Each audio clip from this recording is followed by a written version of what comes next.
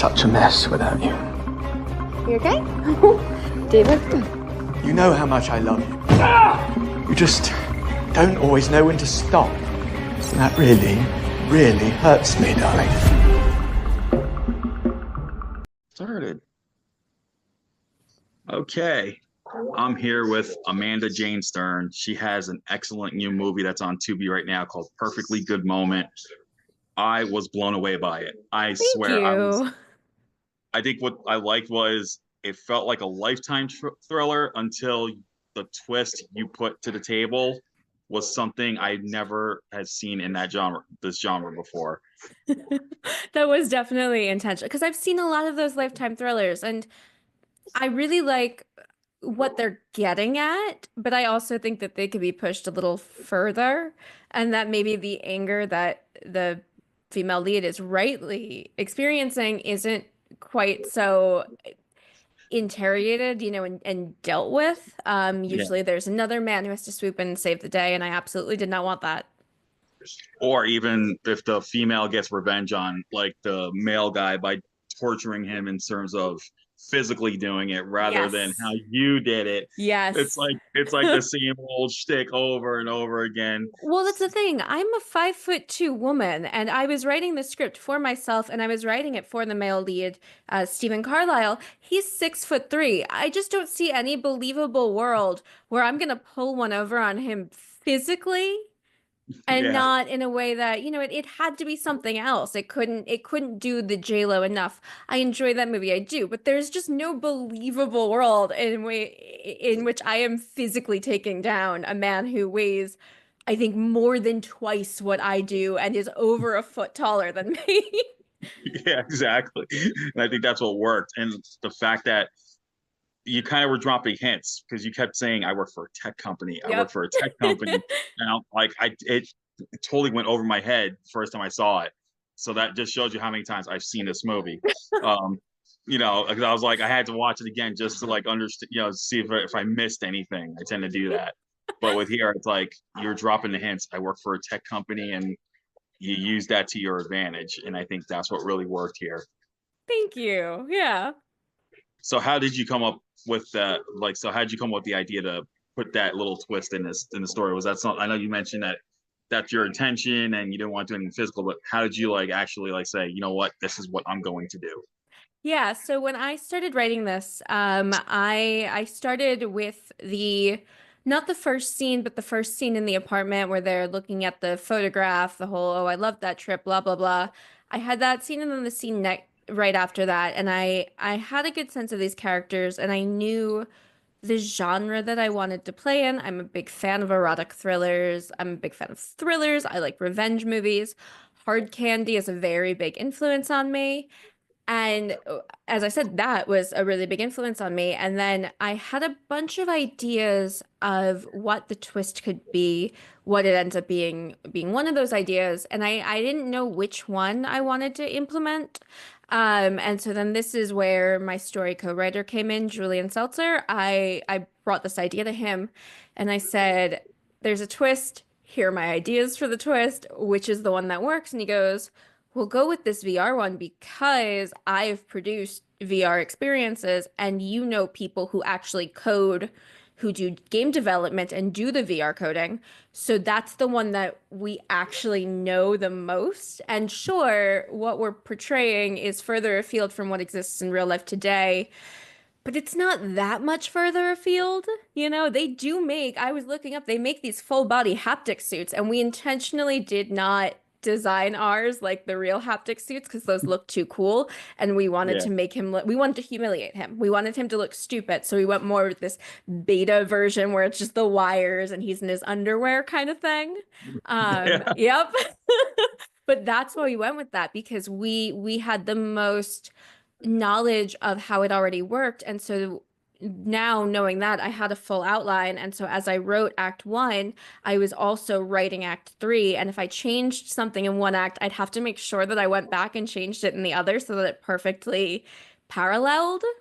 Yeah, I think that was smart because it felt like it's like watching, in a way, Rashomon, because you got the one story, because you're seeing it from like one perspective for first act, and the third act is the same thing, but from a different perspective. And I think that's what also worked in the film. Like you brought that kind of element to the story. Thank you. Yeah, that's what I love playing with perspective. And I also think so I'm a big fan of kind of the erotic dramas that we used to see in the 70s, and a lot of those are really, really presented from the male gaze. Yeah. And you're never seeing, wait, this woman is 19 years old and this guy is 40. We're never actually dealing with how does she feel? How is she internalizing this? How is she unpacking this?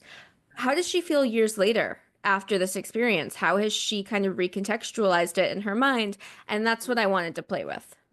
Yeah, and I think it worked. It definitely worked because you get to see. I mean, I was you saw my review probably, but I said that Yes. you brought this innocence to the role, and then as you can see, it took the rest of Yeah. the last 8 years, and then it's like he's now forcing you to do things that you're totally uncomfortable with. Like, Yeah. like I want a family, I want to have a baby, this and that. It's like, dude, you had this chance like so many years ago. You could have been more open to it back then. Why are you pushing her at this exact moment? If you were that Yeah. desperate, that's what I was feeling. And I'm like, and I gotta say, kudos goes to Stephen Carlisle. He I did love such a him. great job.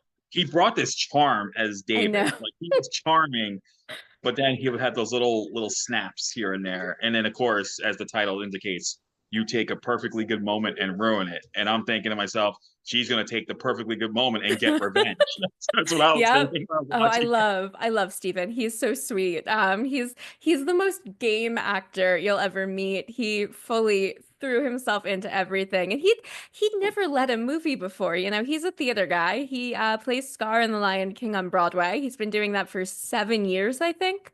Um, and then I sent him this script. Now, mind you, he's doing family theater, and I sent him an erotic thriller where he has to hump the air in a VR suit. I know that scene. I was dying at that scene. I think I almost fell out of my seat watching that scene because I was just like, I was not expecting that, and then all the stuff he's saying too. Like I was like, Yeah. oh my god.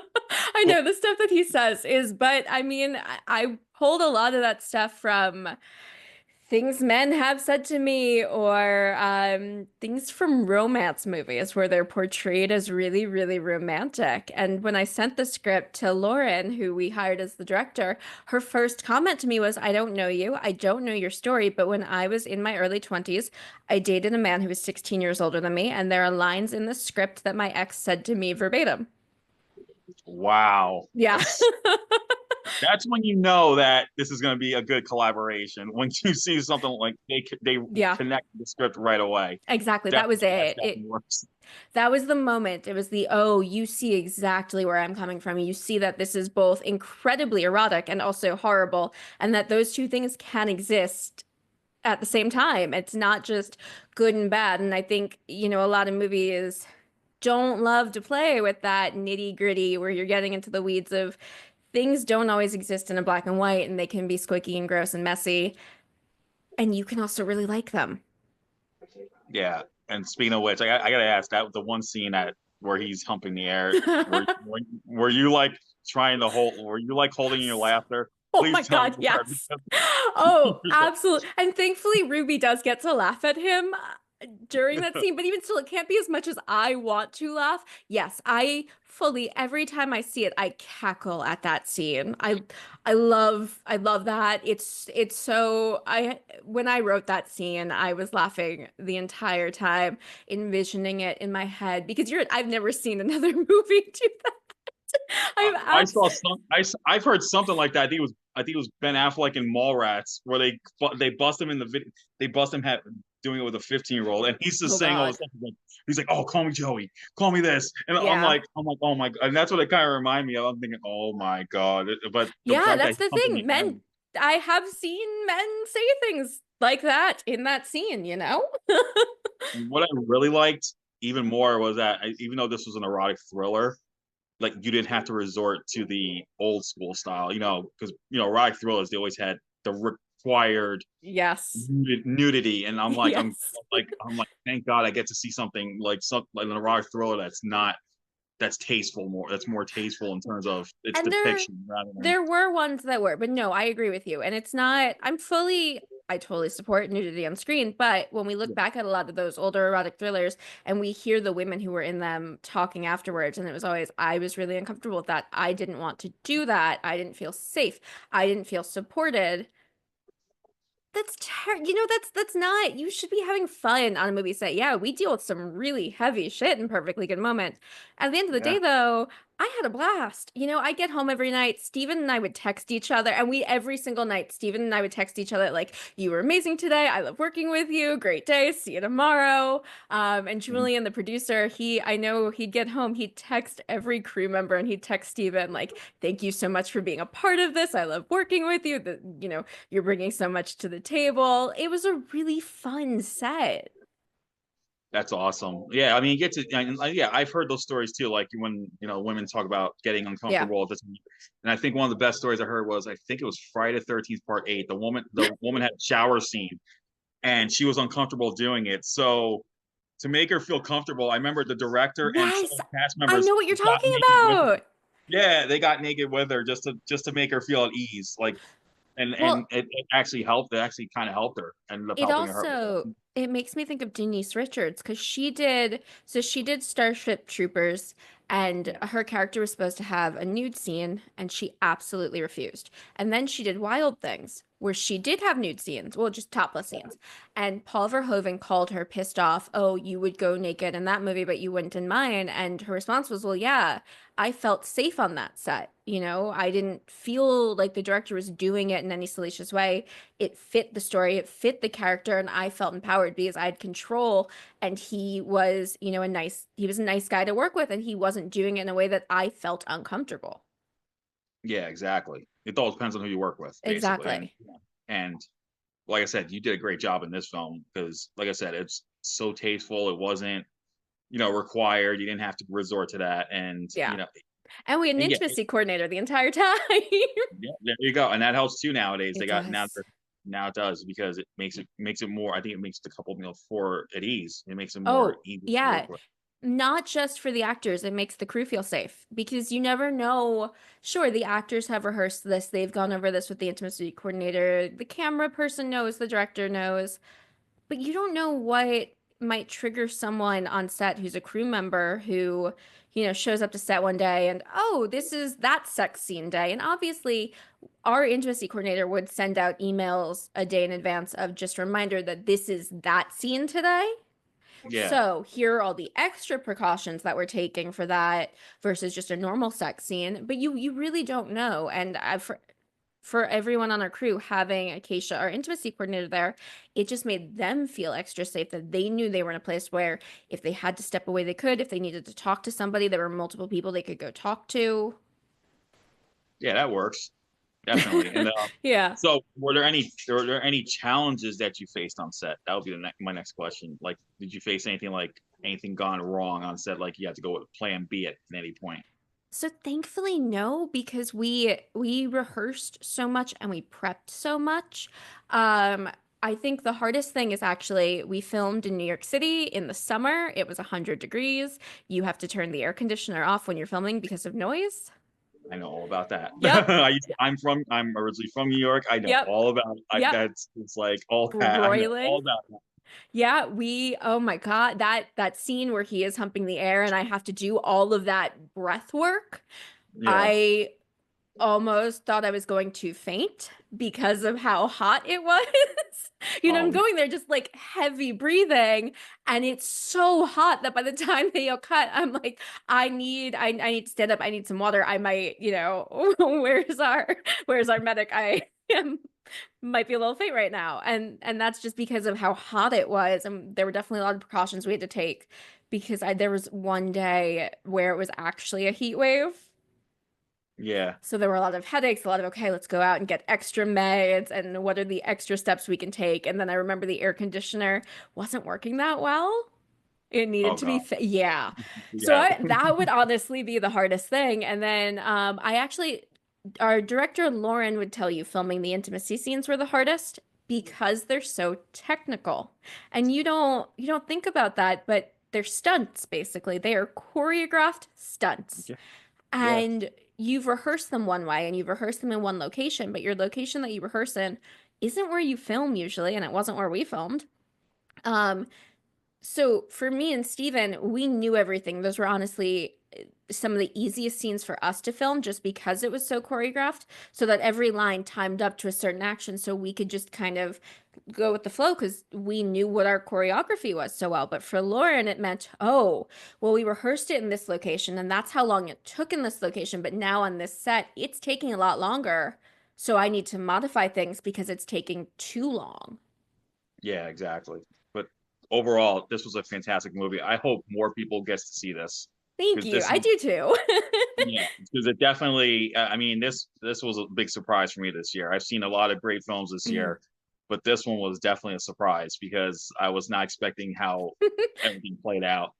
Can I ask And how you came across it?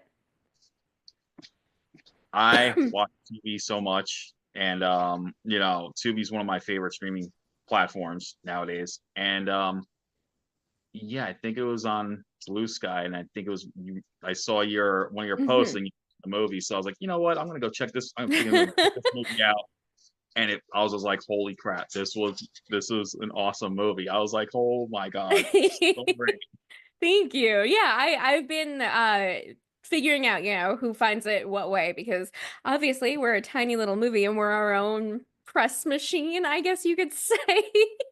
Yeah, well, good news is that Tubi will play. Tubi has so many I indie flicks, know. and I love. That's why I love the platform because, granted, you got your A-list films, but Yes. but indie. I feel like indie cinema is more original and creative, just like this movie. I It don't just I love indies and I think you're right. I think Tubi really is the place that's taking the indies in a way that other streamers are not, and that you can sure, yes, there will always be the like really low budget. Oh yeah, okay, I can see why that's an indie, but then there are the gems that back in the heyday of the indie boom, 90s and early 2000s would have gotten that platform that we just don't do for indies anymore, which is really sad. yeah, and then of course the old B movies from the '70s and '80s. You Yep. tons of them on Tubi now, Yes, and, yes, there and are. so that's what I grew up with. I grew up with that whole generation. So I was just like, I'm so glad I got to. And you mentioned gems. This one is definitely a gem, in Thank my you. opinion. Yeah, I've heard a lot of people say that Tubi is really their go-to now because of how extensive the library is and how it's the closest thing to them that feels like those old days of going into a Blockbuster or video rental store and browsing the. And I remember those days. I get it, that ooh, what's this? This looks possibly interesting and I've never heard of this. Maybe I'll check it out. And we don't have that anymore. I know that was my life in the '80s. Like Yeah. going to a video store and saying, "Oh, I've never seen this one, but it looks."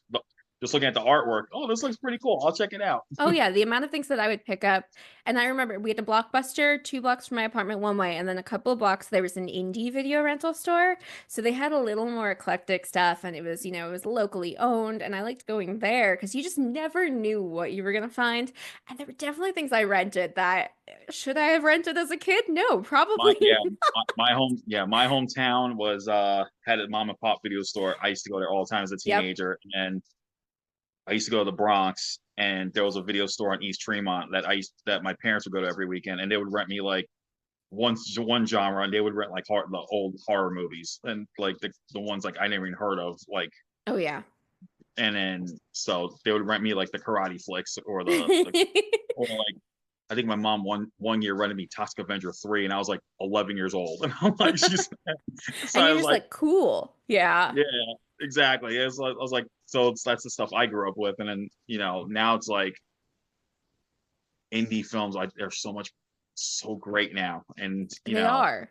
Because what you can do with the equipment that we can have now on a low budget is amazing. As long as you can access the thing, or as long as you just have the talent to point and shoot and know what you're doing with that camera, what people can do really is phenomenal. exactly. And then recently, and I like global films too. I like films from all over the world, and especially as of late, I've been watching a lot of South African films, and Oh, okay. there's a bunch of stuff on Tubi. Just on the record, Yep. you go to South Africa, you're gonna see a lot of stuff. But recently I had seen there was a 1987 cult film called Street Trash that had come out in the Oh, I've heard 80s. of it. Yeah. So South Africa did a spiritual sequel that just came out a couple of weeks ago. But what the director did is he shot the film on 35 millimeter and went and used all practical effects. I love So practical effects. I I love them. love practical effects so much. I I love can't stand. gore, but I so practical gore. I love practical gore. I thrive on practical gore. It's just, and I mean the substance this year, so much practical gore. And look, is that a low budget movie? No, but it is a mid-budget movie. It is a $17 million budget movie, which for a major motion picture is really low these days, and it's gorgeous. It is one of the Yeah, prettiest movies. and going to the indie route, Terrifier 3 really took Their the cake. budget's nothing. Yeah, 2 million. I think Two, 1 2 million million. now? It was 2 million. 2 2 million. million. Okay. And it's like near 100 million Yes, worldwide. yeah. Because I think number 2 was a $1 million and number 1 was was that a 25K? I think like 400,000, like something like that. 400,000, okay. Something like that. More than 25K.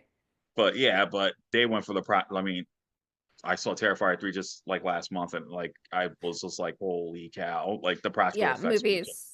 Practical amazing. effects are the best. They really are. It's fun to see too. It's always really fun to see what they can make happen. And look, I'm a fan of matte paintings. I love the old matte paintings. I think they're gorgeous. And I think they're so interesting. I have a weird soft spot for, is it Nightmare on Elm Street 5 that has all the matte paintings? It's not Yeah. at all the best of the Nightmare on Elm Street movies.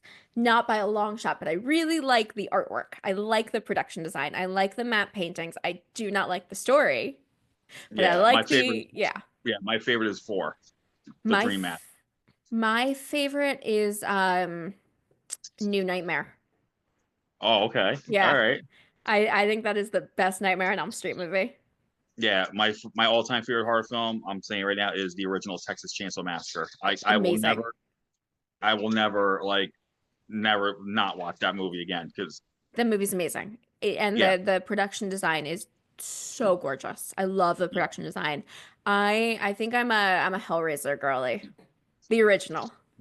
yeah. Speaking of practical effects on a low budget. Yep, awesome. Because that was a 1.5, I want to say, $1 million. Yeah. So, wow. And then I don't know if you know, this is a label called Visual Vengeance, and they're re-releasing like these old shot on video horror films you used to find at the mom video stores on Blu-ray. I did not. They came I will out look that up. 2 years ago. Okay. And I recently so they sent me some of their stuff. They got some crazy titles though in their arsenal, but they're pretty good. They're a pretty good company. Yeah, they're called Visual, and I think they're based in New York also. Oh, okay. Yeah, I'll look them up because that sounds cool. And I like going down rabbit holes and looking into old subgenres of horror. I'm a big fan of old dark house movies, which are basically Scooby-Doo, if Scooby-Doo were a bunch of movies. And there's a critic, I forget the critic's name, but in 2005 he coined the term the don't trust your husband genre. They're basically on the movies that came after Rebecca that are that sort of, they're Bluebeard tales. I made a Bluebeard tale, you know? I'm clearly very into that genre. Yeah, exactly.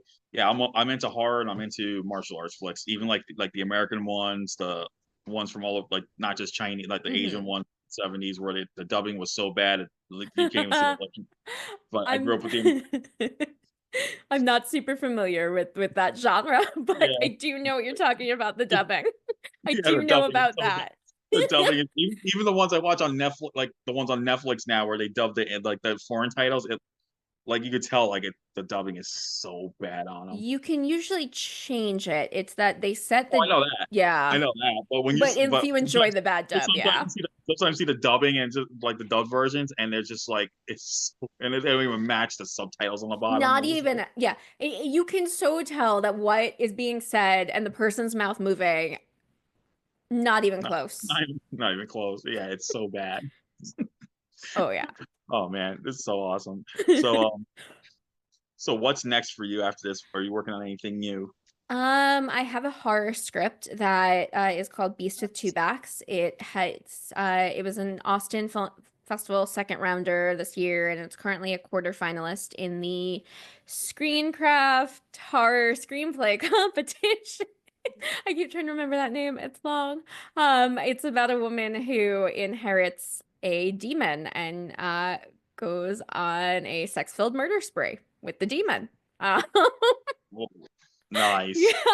And so hopefully, I have a director attached. I wrote the part for myself because, who else is gonna? And not just that. I mean, I think you perfectly cast in it. You play like the innocent type, and then Yeah. just like in Perfectly Good Moment, you're like the innocent type who then all of a sudden she just goes 180. So Yep. I think you're meant for this type of role. Well, someone once told me that my type was sweep with a secret. So I think I just took that and was like, fucked up, got it. Yeah, there. Yeah, so we need to, I guess, start trying to get money for that. And that's the goal, to raise financing for that, because that has a significantly bigger cast than Perfectly Good Moment. Also, it needs practical effects. There's a lot of gore. There's also creature design because we have a literal winged red demon. Um, so yeah, we need to find some money for that one. So hopefully that. And then I'm doing a table read very soon. I don't know. This video might honestly come out after I've done it, but I have a friend who has a script that looks like it might be going into production in the near future, and we're doing a table read for that. So that's really, really cool. I hope it goes forward. I'm not going to say any more other than he's really talented. It's a really cool script, and I hope it happens. That's awesome. Everyone, seriously, if you anyone who loves Tubi and you want to see a great, fantastic gem of a movie, you're definitely going to want to see Perfectly Good Moment. It is so fantastic.